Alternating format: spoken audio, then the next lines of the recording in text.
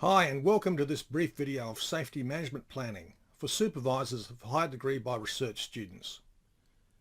So you are a supervisor of an HDR student. Did you know that HDR students are considered as workers under health and safety legislation?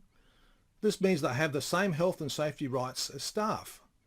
It also means that you as their supervisor have some additional responsibilities beyond being a worker yourself. One of those is to consult with a student about health and safety and document how hazards are going to be managed. The University of Adelaide has a robust health and safety management system, but there are some limitations.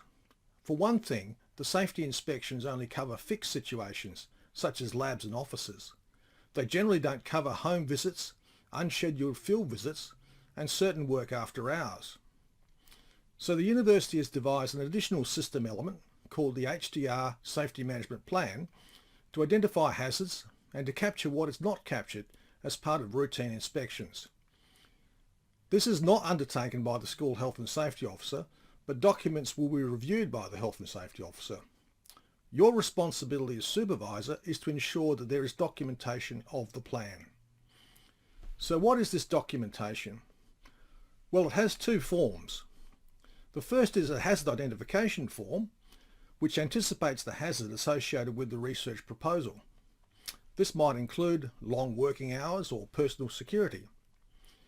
The second is the hazard management log, which describes how the hazard will be managed now and during the course of the research.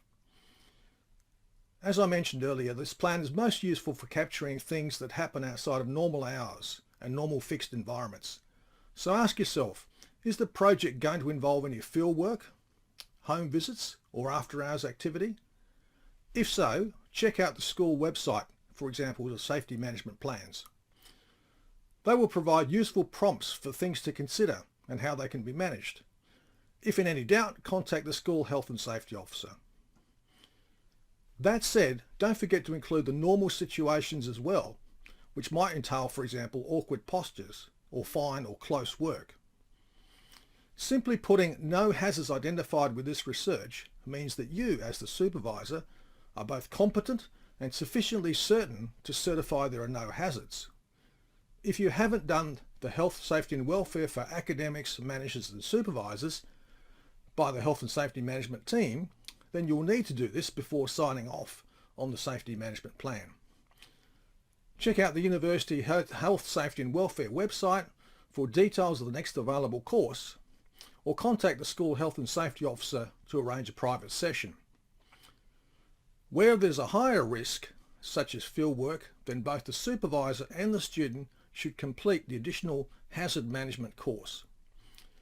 Finally, you and your student need to review the hazard management log as circumstances change, or at least annually. It may be convenient to review and sign off on the hazard management at the time of the annual review. So there you go.